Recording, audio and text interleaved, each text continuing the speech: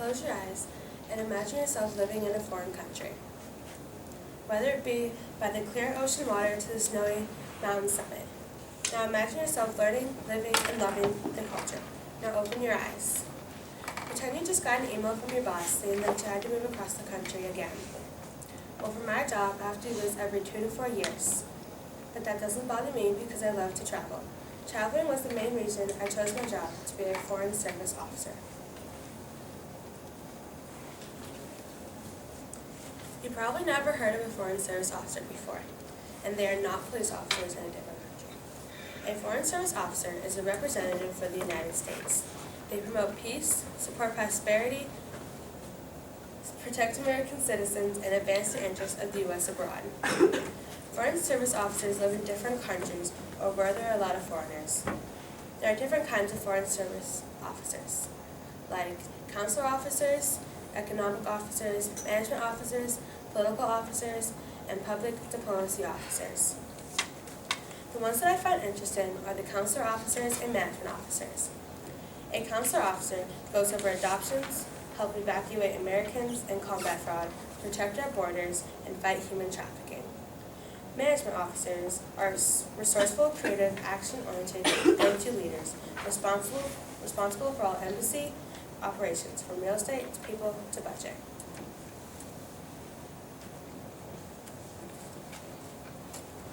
My top 3 career choices were to be a lawyer, buyer, or a Foreign Service Officer. I chose these 3 because they have to do with some of my interests. I wanted to be a lawyer because I like to argue. I thought a buyer may be a good career choice for me because I like to shop. In the end, though, I chose to be a Foreign Service Officer because I love to travel.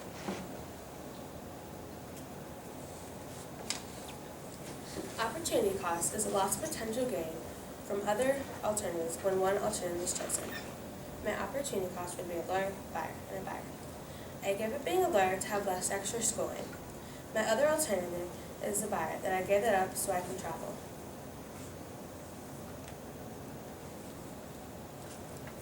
A positive incentive is a motivation to undertake an action or to refrain from it. I have 3 positive incentives. My first is traveling around the world and learning new cultures. My second is that my career pays for my medical insurance and school loans. Lastly, my third incentive is that my career gives me allowances to pay for my housing and foreign travel. A negative incentive is the downfall for choosing this career. I came up with 3 incentives. My first is the amount of pressure that comes with being a Foreign Service Officer and how my choices could affect future American citizens. My second is traveling to dangerous, uncivil places where they either don't have the best living situations or not the best medical help. My third negative incentive is changing jobs every 2 to 4 years and not settling down in one place.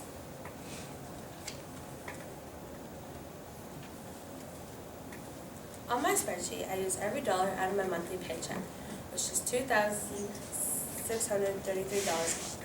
My annual salary for my career is $31,600. On my student estimate, I was way off and way above my monthly paycheck. The parent estimate was about right, but only because I asked my mom instead of my dad. He had no idea.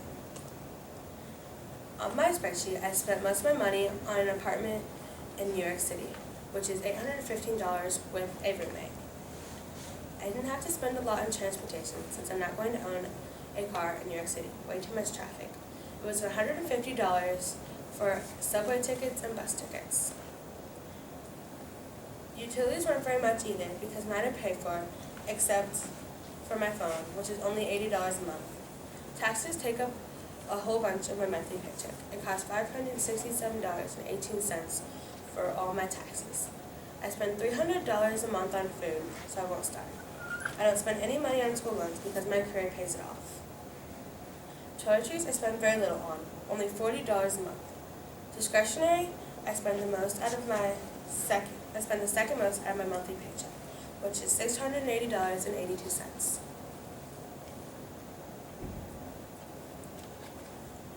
For my paragraph, I spent 31% on housing because housing in New York City is super expensive. In transportation, I only spent 6% of my money for ways to get around New York City. I spent 3% on utilities because my renter pays for most of it.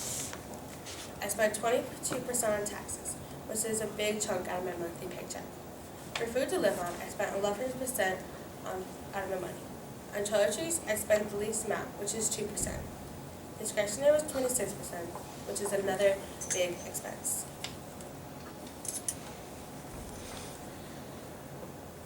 Trade-offs are a balance achieved between two desirable but incompatible features, a compromise.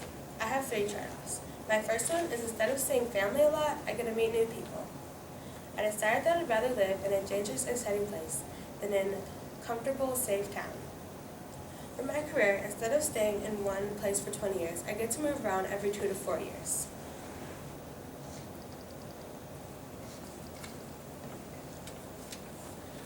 On my resume, the college I decided to go to is Princeton University.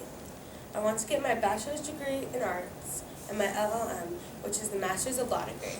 The skills for my career that I need are to be flexible, have strong communication, reader, writer, and a team player. The experiences I have are to be a Pathways program, an intern for the Pathways program, intern for the U.S. Department of State, and an ambassador for the People to People program. My references are Elena Anderson from the Pathways program and Adam Hughes from the Foreign Service Department.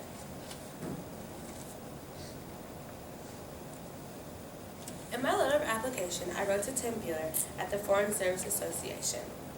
I applied for the position Foreign Service Officer. I told him about all my skills, examples like I adapt to changes easily, and I'm good with people.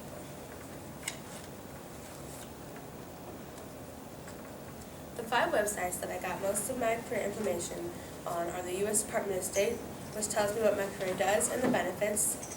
The Princeton Review was a good site to find information on too. The site told me what a career Foreign Service Officer is and what kind of work it is and the pay. Wikipedia told me what a Foreign Service Officer is too, and where they live and the places I can live. Bureau of Labor Statistics is where I found out what jobs I don't want to do.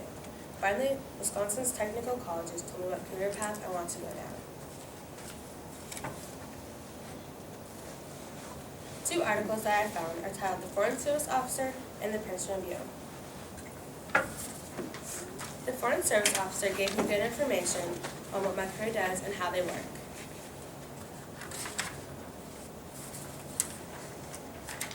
The Princeton Review explained to me what a daily life for a Foreign Service Officer is and the pay.